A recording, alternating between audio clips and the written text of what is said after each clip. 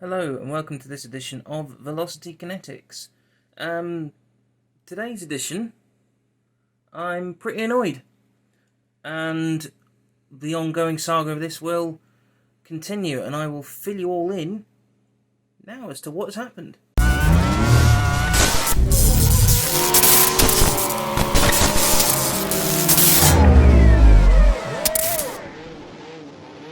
So, why am I annoyed? Well, yesterday I had to go to... on the 16th, I had to go to Suzuki to get a couple of things checked on my car. Now, the things I had to get checked, the left front tyre, because it kept occasionally deflating every 3-4 weeks. It seemed to drop about 10 psi. And then there was also a horrible noise coming from one of the front air conditioning vents.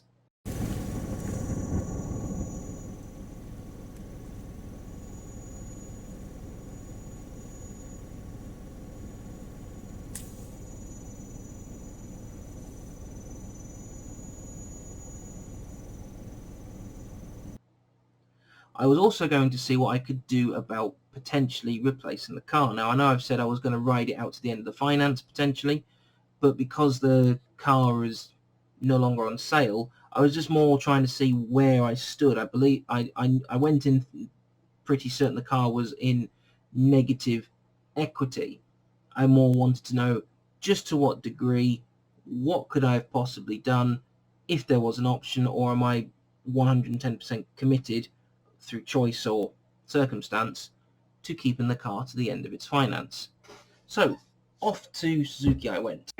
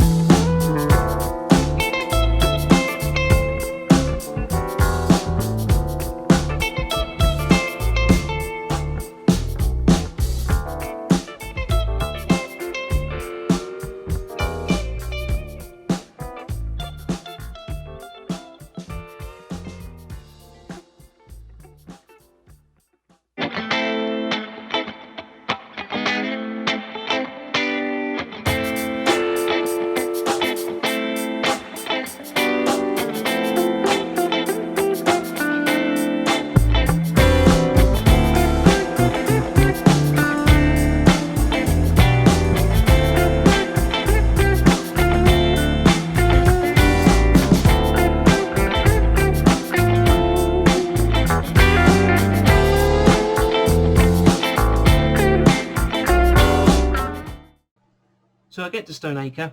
Now everything's socially distanced, as it should be in this current time.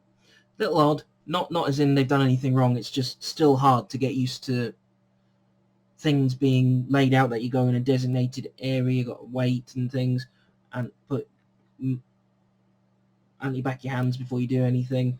Put the key in a bag, which still felt odd, but I more than understand why.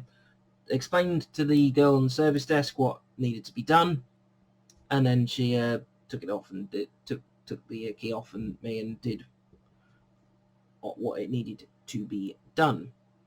In the meantime, I was then met by salesmen that had texted me a couple of times about we might be able to do something, because Stoneacre were, I don't know if it's for everyone or whether I just happen to meet their criteria, whether it's number of vehicles bought or whatever, where I could get £250 deposit contribution towards the purchase of another car. Given I'm meant to be moving house soon, on the one hand, you're like, what on earth are you doing looking at changing your car? You need every penny spare. And I agree with that logic. I also agree with the logic of, well, if I can do something and either get a newer car and pay the same, and substantially newer, not just 6 months, but if I could get a substantially newer car or brand new car and pay the same or less, then I need to hear it out. So there was a lot of back and forth. Now I don't know what it is in that dealership. I think it's to do with getting authority through to the finance companies that they use, but it always takes forever for them to get a settlement figure.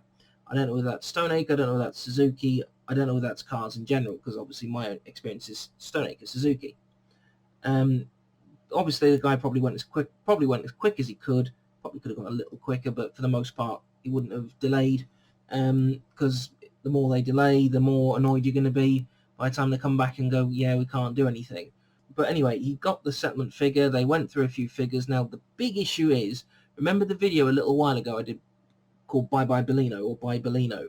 The Baleno's gone off sale in the UK, and I discovered during my chat with the salesman the reason why it has gone off sale is because it just didn't sell. Now Suzuki, I think, are at major fucking fault for it not selling, and the reason why I say it full of vinegar, full of venom, whatever word you want to use, they never advertised the sodding car. You could see adverts for the Celerio, the Swift, the S-Cross, the Vitara. Baleno, nowhere to be fucking seen. Absolutely nowhere. And then when they launched the Baleno, not long afterwards, they launched a bigger Swift. So the Baleno was going up against the Swift, and more people probably buy the Swift because for the little extra room that the Baleno gave, it's not really worth the extra money. The Baleno was worth it for me because the way my sister's seats are in her Swift, because she's got the current shape Swift, they're digging to my shoulders a little too much, or at least on her version, they dig into my shoulders just a little too much. It's Suzuki's fault as to why it failed. The other problem as to why the bloody thing failed, and whenever I've spoken to a salesman about this, they've always gone, yep, that is exactly what it should have had. They should have given the Baleno Vauxhall Astra, Ford Focus, Peugeot 207, that sort of diameter, those sort of dimensions. Because if you look at the Fiat Tipo, which is a sort of Ford Focus-sized family hatchback, it has a lot of gear on it, not quite as much as a Focus, admittedly, certainly not as much as a Baleno, but it doesn't cost an awful lot, and it has far bigger load capacity. They're not overly popular, but they're gaining traction, they're gaining ground. Far more ground than the Baleno ever seemed to get. If they'd given the Baleno those sort of dimensions, they could not have kept enough on the forecourt, and then it wouldn't have gone against itself. But anyway, that's beside the point. So during this conversation, I was looking at an S-Cross. I feel really dirty saying I was looking at an SUV. The reason why I was looking at SUV is because that's the next model up from the Baleno. Well, it's the Vitara, the S-Cross, whichever way around you look at it, the next model up is SUV. There's no hatchback, there's no saloon, there's no estate, at least at the moment. So we're looking at against a used S-Cross because it had a pre-reg. I think the salesman said it was actually his company car. Had 8,000 miles on it. It was 6 months newer than my current Baleno, so we're looking at 19 plates instead of my 68 plate. But it was an SZT. It had everything on I'd have wanted. Cut a long story short, we did the numbers. £409 a month for it. The bottom has just fallen out of the Baleno. And for anyone who follows the page who might have a Suzuki Baleno, if you're on finance, you are fucked at the moment. You are absolutely fucked unless you happen to be the right way up on your finance, which, given the market's dropped out of the Baleno, you're fucked, basically. If you've got one, get a personal loan, get it paid off. It's probably the advice I would issue at the moment. Basically, in March, or whenever I did that video about the Baleno going, my car was worth about 7,800, give or take a couple of hundred, obviously. Generally speaking, according to We Buy Any Car, it was worth about 7,800, subject to further checks to check for scratches, dents, and so on and so forth. On Thursday, the car was worth 6,000. And that's it. But the interest rebate I would get on settling the finance as you would do as for selling the car, I owe 9. Now, I refinanced negative equity before when I bought the first Baleno. Granted, though, I did not that's nearly twice the amount that I refinanced. I think it was 1,562. I think I refinanced when I bought the first Baleno, and I've now got nearly $3,000 to basically set fire to if I wanted to do anything at the moment. Now, it's not to say that the bottom in the Baleno market won't stop. However, after further conversation with the salesman, it seems like the market's gone and it's just going to keep plummeting, because who wants to buy a car that isn't on sale anymore? Granted, it's still got all the same running gear as the current generation Swifts and S-Crosses and things, but the car itself just doesn't exist anymore. Now, I might try again in about a year's time, maybe, possibly, depending how expensive wedding costs are. But at the moment, I am so cross by it. Now, credit to the salesman where it's due. He didn't stop looking. He looked at an S-Cross, we looked at a Swift, he looked at a couple of other different vehicles that we could potentially do. I spoke to Sarah about what the best thing they could do, I think, was a brand new Swift in blue, and I realised later on that, hang on a minute, blue is not a free colour, so you're charging me for the fucking paint. I personally believe in not paying for the paint. If you don't mind it in white, red, black, or whatever the standard colour is, why would you fork out £500 for some paint? It's often why you see a lot of white cars or a lot of flat red cars, because the paint is free. Having gone through quite a few things, I called Sarah to see what she would think. I thought it would be best to speak to Sarah to see what she thinks, because the advantage of changing the car, even though the payments will be going up from 229 to 237, is I've then got a car I can sell. Trade if the Swift's a little bit smaller inside and needing all the space we can to move house. She doesn't like the Swift very much at all.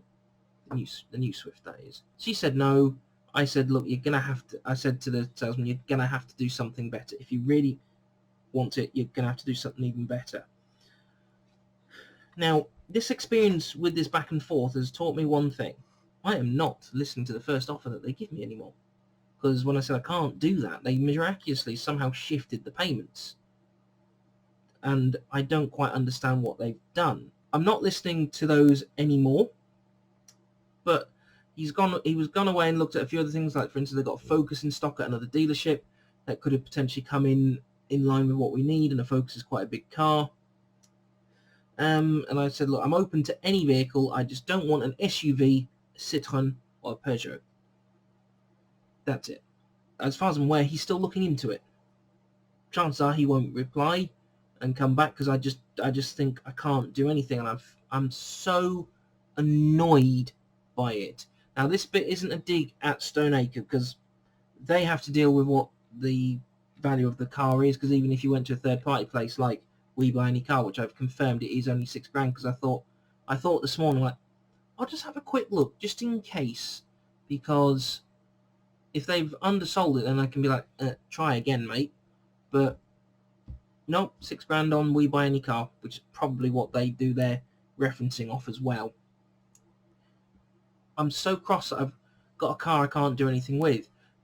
By that I mean, now I know I've said I'm more likely not going to replace the car in other videos, and I've said the same to my parents. The problem, what annoys me with it, is the fact that I haven't got the option, if that makes sense. I was trying to explain this to Sarah, and I just don't think she understands what I mean. The car's plummeted in value in a very short space of time. The car can't be sold. Well, it can be sold. I'd just be at a major loss. There's nothing I can do. I can't. I don't know how to word it. I'm just so cross with it that I've got a car that I can do. I've had confirmation that I can do absolutely fucking nothing with it. I appreciate the flip side is at least I know I can't do anything with it, rather than going, I could possibly do something. I might be able to do this. I might be able to do that. No, I've got confirmation that I absolutely can't. So I say, give with one, take with the other, yada, yada, yada. In the meantime, I was in that dealership for quite a long time. I think I was in there about 3 hours in total by the time I left. Now, I left, I had the keys given back to me, but I was waiting for the salesman to come back because he gave me the impression he was going to come back to me with some numbers on a different car, but he might have disappeared out to lunch, or I can't honestly remember exactly how we left it. I know he said he was going to keep looking, but I didn't know if that was you go, I'll keep looking, I'll contact you, or stay put. But anyway, I eventually just like, you know what, I've got to leave. So what is now happening as we speak is Stoneacre are going to have to play warranty tag with Suzuki.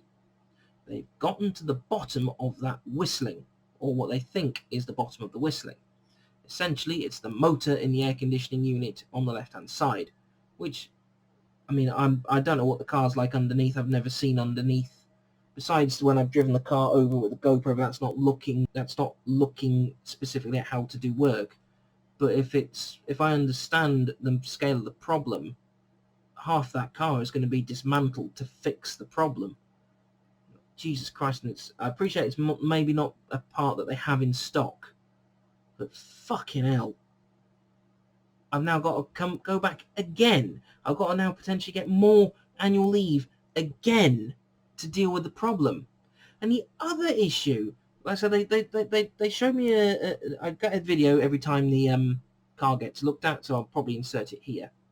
But the other issue with the front left tyre, I thought maybe it was a valve problem, because sometimes within the valve you've got the part you press on in the valve to bleed it if you needed to, if say for instance if you overinflated it, or if you had to deflate it for whatever reason. That felt to me like that wasn't in the right place. So I said to the girl, personally I don't think it's a slow puncture, I think it's actually a valve problem, but that's just my non-mechanical opinion. Because I was having to pump the tyre up every, let's say, about 3 to 4 weeks, maybe 6 weeks is the longest I managed to go. And whenever I had to pump it up, it was only about 10 psi that it dropped. It dropped enough to trigger the warning that the tyre was underinflated, but not masses. It wasn't like oh my god, that is quite a bad puncture sort of scenario. I'm amazed it was a slow puncture because of how long I was having to do that for. I would have thought the tyre would have given out, potentially, or the split would have gotten worse. But no, that is what it was. So off the back of being told it was a slow puncture, they've done a puncture repair kit on it. They told me that they wouldn't replace the tyre because it wasn't a severe enough problem. I don't personally believe in puncture repair unless you're talking about a bicycle. For something like a car, a motorbike, I don't like the idea of puncture repair, because on a car you've got the potential, particularly if it's on the drive wheels, you've got the potential to put the car under so much more stress. If you're in a front wheel drive car, you can potentially accidentally spin the wheels up too much and damage the repair. You might be hooning it a little too much and put too much pressure on through understeer or lift off oversteer or something along those lines. But it obviously must have been a nail or something like that had gone through the tyre. Something small enough to plug the hole so I didn't have a complete blowout like I did when I drove over a huge shard of metal, but something bad enough to keep letting the air out. So they've patched the tyre and so on and so forth. The car got a wash. Whilst it was there, as was standard, it was offered, you can have it done the next time you got to come here. And I was like, no, I'm here. I haven't got anything else really important to do. Then, so they washed my car for me. And I've now got to arrange another time once they finish playing warranty tennis. I have to go back to the dealership again to get the get that air vent fixed, which I'm not particularly happy with. But if they've got to get approval, I imagine, and I said to Sarah, the only thing that makes sense to me is they've got to get approval to repair it under warranty, with the guarantee of, if we then make further problems, as in if we accidentally cause more damage, we've got to fix it for free. That might be what it is, depending on, let's say, the nature of the fix and how they got to get into it. After that, like I said, I waited because I thought the salesman was coming back to me, and I was like, oh, sod this, I've got to get home, because also I'd been out the house since about 9:30 that morning, and it was not 1 o'clock, 1:30. I had stuff to do back in South Shields, so left Middlesbrough, came home. Oh, that's my Facebook. Left Middlesbrough, came home.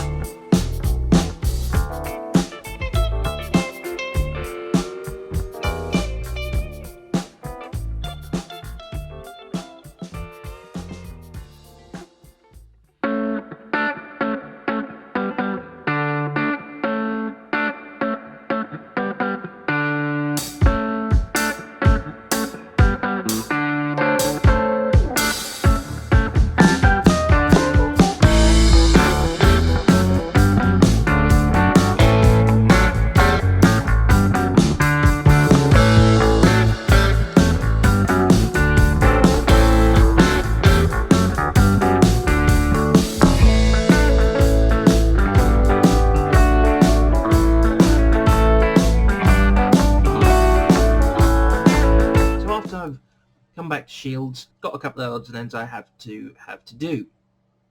Think nothing of the problem. Yesterday I had to go over to Gosforth from South Shields. Now Gosforth's only a 12-mile drive. The Stoneacre dealership to my front door is about 37, 38, plus with where I had to go on the way home. I'd say it was about 38 to 40 miles I drove after getting it all done from the dealership. Got to halfway to Gosforth and saw my tyre pressure gauge, tyre pressure warning was on the dashboard.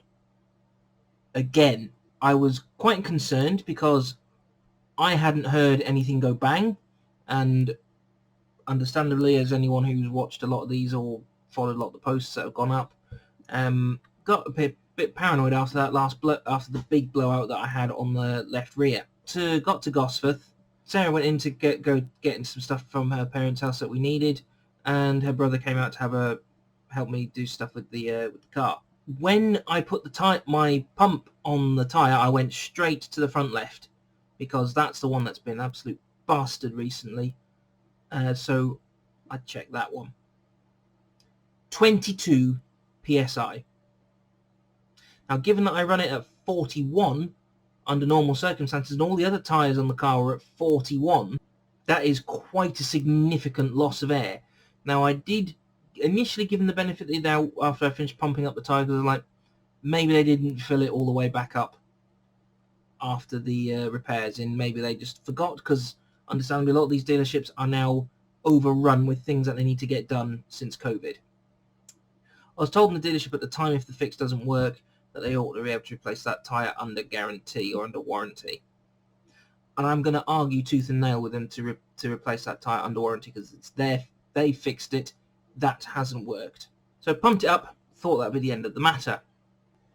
Had to take Sarah to work this morning, so at 6:30 in the morning, get part way to the Freeman Hospital in Newcastle, fucking tyre pressure warning light comes on the dashboard.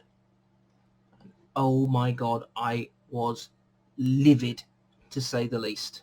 So after she got out the car and was going into the building to work, I pulled around the corner because my steering had gone light, which is a symptom of when you've not got enough air in the tyre. And lo and behold, we're down to 20 PSI again. Now, I should add into this, yesterday I called Stoneacre. Now, the number I thought went through to the dealership I use went through to head office, and I explained the situation to head office, and they couldn't do anything. Now, I appreciate a lot of this is to do with what's going on with COVID, and that they just don't have the availability. Everyone trying to get their cars serviced and MOT'd, or just getting checked over for having been idle for so long. I can't get it fixed. When I've looked on QuickFit to say, you know what, maybe I can just get it done myself, and then I'll take it up with them over the work not being done properly. I was thinking of perhaps getting all 4 tyres replaced, because that's 2 tyres on that car that have had punctures. Granted, you can have punctures at any time, but 2 on the same car within months of each other. It just begs belief. To get all 4 replaced, because they're all getting quite close to need to be checked. Actually, I've got the squeaky chair. Good grief. My desk chair has had it, but because we're moving, it's like, just hang on a little longer, even though it's starting to... If anyone's had a swivel chair for a long time, you'll know they eventually begin to start tilting forwards. So I'm just getting my paperwork, because I've got my health check. So, front left is currently 62% worn, front right is 54% worn, and the rears are 47% worn. Now, considering that the rear left is significantly newer than the others, that doesn't seem right. Could maybe just do the front 2, and then I know they'll both change at the same time. But if I was to replace all 4 via QuickFit, I'd be looking at £408 to replace them. It's like, what on earth? I'm not quite sure what I'm going to do going forwards. Like I said, the person I spoke to on the phone yesterday, she did what she could. If you follow a blog called Customer Services Expert on WordPress, they say on there, look, half the problem there's no point in, whilst you might be annoyed, please remember that the person on the other end of the phone, they're having to deal with whatever systems issues, access, company policies that they're having to deal with. So as much as I would love to have gone to town on that person and maybe vented a little more than I should have done at that person, ultimately she did what she could. She called a couple of dealerships to see what could happen. I would have been surprised if another Stoneacre wanted to take on the work of a Stoneacre that hasn't done the work properly. As it stands, I had to call them again today.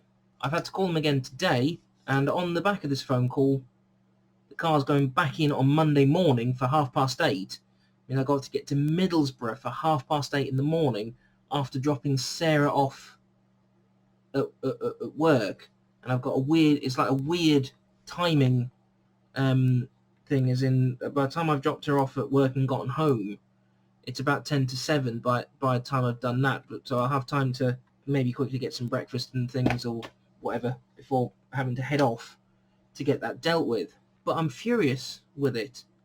We'll see what the dealership do. They might replace it should replace it under warranty, because that is their fault.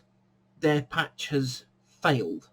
I'm going to have to speak to my bosses about what's going on, because whilst I can get it done, potentially go to a dealership a lot closer, I don't want to subject a different Stoneacre or a different Suzuki to that Suzuki's mistake. This is where we're at, really. I'm cross on a number of things. Like I said, the tyre, I don't know why I just didn't replace it with another one, especially with how worn it is. It's like, oh Jesus, just put another one on. It wasn't even offered the choice, actually. Do you want another one put on? Do you want us to repair it? It was just yeah, we repaired it.